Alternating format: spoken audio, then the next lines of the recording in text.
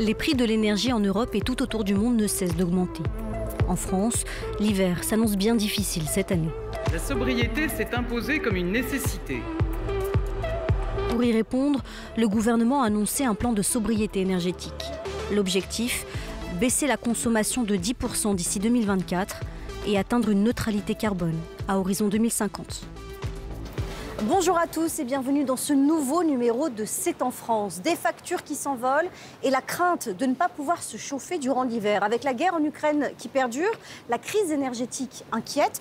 Mais comment l'expliquer? Pourquoi n'a-t-elle pas été anticipée? On voit tout ça en images. En France, le nucléaire est la première source d'énergie. Il assure 70% de la production d'électricité. C'est le taux le plus élevé au monde. Or, à ce jour, près de la moitié des réacteurs nucléaires français sont en maintenance ou à l'arrêt. Seuls 31 d'entre eux produisent de l'électricité sur 56 équipements. Selon les prévisions d'EDF, jamais le nucléaire français n'aura produit aussi peu depuis 30 ans. La France s'appuie à 40% sur ses ressources nucléaires pour répondre à ses besoins énergétiques, mais aussi sur le pétrole et le gaz, deux sources d'énergie que la France se procure à 99% par importation. Quant aux énergies renouvelables, elles n'arrivent qu'en 4e position. Elles représentent 14% de la consommation d'énergie dans le pays. Parmi elles, la première source est l'hydroélectricité. Mais le secteur a été touché de plein fouet par la sécheresse et le dérèglement climatique. Conséquence, les barrages hydroélectriques ne sont remplis qu'à 64%, c'est 14 points de moins que la moyenne. Des barrages pourtant indispensables pour passer les pics de consommation en hiver. Pour réduire sa dépendance, la France veut accélérer le développement des énergies renouvelables et notamment l'éolien en mer, avec un objectif d'une 50aine de parcs d'ici 2050.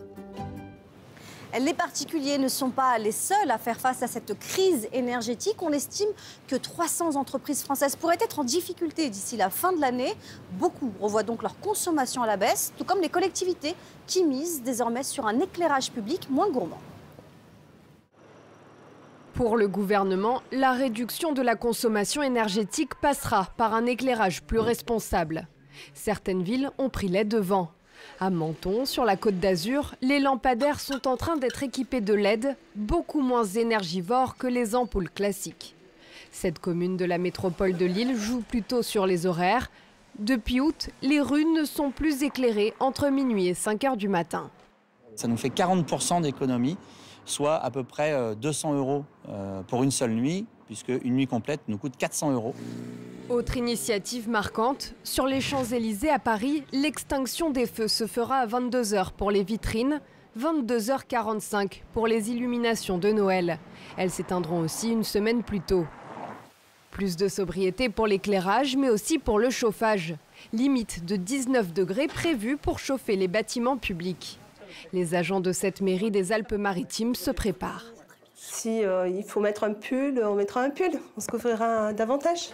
Dans le privé, les entreprises sont incitées à adopter ces mesures. Autre axe sur lequel joue le gouvernement, l'organisation du travail. En période de forte tension sur le réseau électrique, il veut renforcer le recours au télétravail ou appliquer des horaires décalés. Une formule déjà choisie par cette usine du Nord qui fabrique des enveloppes. Avec l'augmentation des prix, la direction a décidé de produire au maximum la nuit quand l'électricité est moins chère. En passant notre activité de production, en le renforçant la nuit, on est prémuni de ce type d'horaire, de plage horaire avec des tarifs énormes. Enfin, administration, collectivités et entreprises sont encouragées à adopter une mobilité plus respectueuse de l'environnement, par exemple en évitant les déplacements inutiles ou les trajets en avion.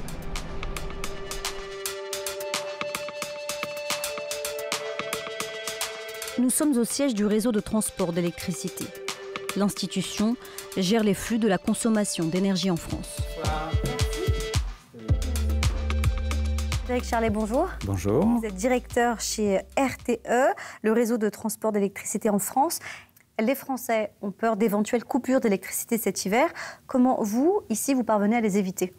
Alors, les équipes de RTE travaillent depuis plus de 6 mois maintenant à préparer cet hiver, donc à regarder la prévision de consommation, comment la consommation évolue, à également faire le bilan du parc de production. Et pour cet hiver, le parc de production, eh bien, on a une disponibilité du parc nucléaire qui est la plus basse historique. Et comme la consommation française est très dépendante de la température, en particulier en hiver, si jamais la température baisse de 1 degré en hiver, la consommation d'électricité augmente de 2400 MW. Donc c'est l'équivalent de la consommation de la ville de Paris, en fait. Les Français ont-ils raison d'être inquiets d'éventuelles coupures d'électricité ? Alors, il y a des situations, dans les scénarios que nous avons étudiés, pour lesquels des coupures peuvent être prévues ou prévisibles. Des situations de vagues de froid, des situations de dégradation supplémentaire du parc de production. On enverra un signal en fait aux Français, RTE, le signal EcoWatt, un signal EcoWatt rouge, qui fera un appel aux gestes, aux éco-gestes sur l'électricité, aux économies d'énergie, pour éviter ces coupures en fait. Pour une meilleure gestion de l'électricité, il est conseillé de ne pas surconsommer à certaines heures. Comment ça fonctionne ? Alors, en fait, il y a 2 périodes sur lesquelles on attend que les Français consomment moins. C'est 8h, 13h et 18h, 20h. Et à 19h pile, tous les soirs, c'est la pointe, le maximum de consommation de la journée, puisqu'en fait, à partir de 19h, c'est le tertiaire et puis les magasins qui ferment, et donc la consommation repart à la baisse. Quels sont les conseils que vous donnez aux Français pour mieux consommer ? Il y a 3 domaines, en fait. Et le plus important, déjà, c'est le chauffage, qui correspond à 40% de la consommation France. Donc, baisser la consigne du thermostat d'1 degré permet de gagner de la consommation, et ça gagne 800 MW en fait. 800 MW qui correspond à la consommation d'une ville comme Lyon. Le deuxième point, c'est l'éclairage. Éteindre les lumières dans les pièces non utilisées. Et pour vous donner un exemple, si chaque Français éteignait une lumière, là ça correspond à la consommation d'une ville comme Toulouse, c'est-à-dire 600 MW. Et enfin, c'est décaler l'usage des appareils électroménagers en dehors des périodes, donc 8h, 13h, 18h, 20h, et en particulier éviter de faire la cuisine entre 18 et 20h, privilégier après 20h pour faire la cuisine. Merci Frédéric Charlet d'avoir pris le temps de répondre à nos questions. Je vous en prie. Certains foyers français ont su anticiper cette crise en fabriquant eux-mêmes leur propre énergie. Ils sont 100 000 en France. Investir dans une maison autonome, c'est désormais la garantie de faire des économies. Depuis 6 mois, un quart de ce toit est recouvert de panneaux solaires. Grâce à eux, Patrick Thomason produit une partie de son électricité. 16 panneaux qui alimentent toute la maison, les volets roulants, tout ce qui est éclairage, frigo et tout. La maison de ce jeune retraité est énergivore. Sa facture s'élevait à plus de 1 400 € par an. Alors les panneaux lui permettent de faire des économies. Pour l'année 2022, 161 € par mois. Et là, sur mon application, pour 2 mois, j'en suis à 116 €. Ça me fait 200 € d'économie sur 2 mois. Et ce n'est pas tout. Les jours de beau temps, quand il y a un surplus de production, les panneaux lui permettent même de revendre son électricité à EDF. Là, actuellement, j'en suis depuis mars, j'en suis à 2500 kW. Ça équivaut à 250 €. Mais le système a ses limites. L'électricité produite par les panneaux photovoltaïques n'est pas stockée. Il est obligé de prendre de l'énergie sur le réseau. Au total, l'installation lui aura coûté 13 000 €. Son investissement devrait être rentabilisé d'ici 10 ans. À plus de 300 km à l'ouest, les habitants, eux, ont misé sur un autre élément naturel et inépuisable, le vent.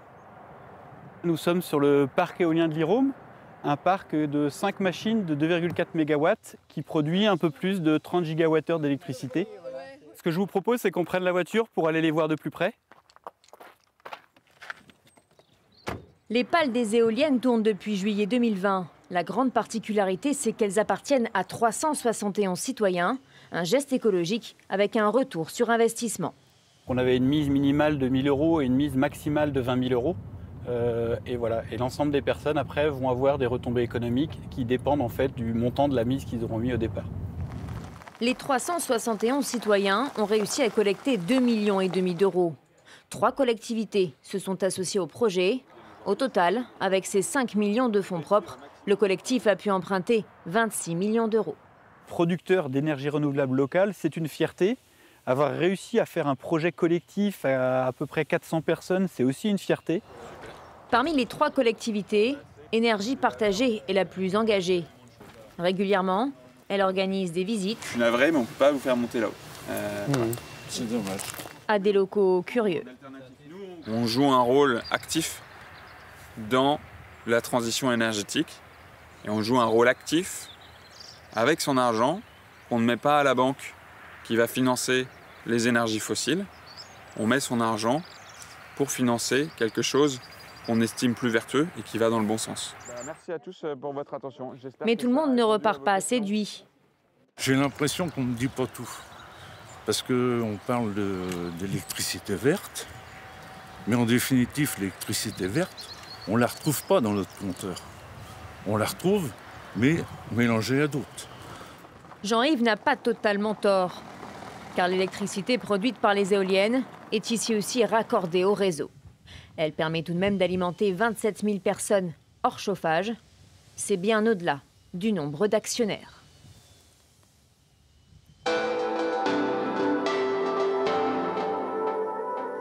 Voilà, c'est la fin de cette émission. Merci à vous de l'avoir suivi. À très vite sur France 24. Il faut être un peu fou pour créer sa boîte, mais complètement fou pour ne pas anticiper l'échec. Votre programme avec l'association GSC, protection des entrepreneurs en cas de perte d'emploi. Si bien devant mon programme avec mon Godin. Godin, spécialiste des poêles à bois et à granulés. Du Yémen à l'Iran, toute l'actualité politique, économique, culturelle et sociale d'une région en mouvement. Express Orient, le magazine du Moyen-Orient, présenté par Meriem Amelal. À voir sur France 24 et france24.com.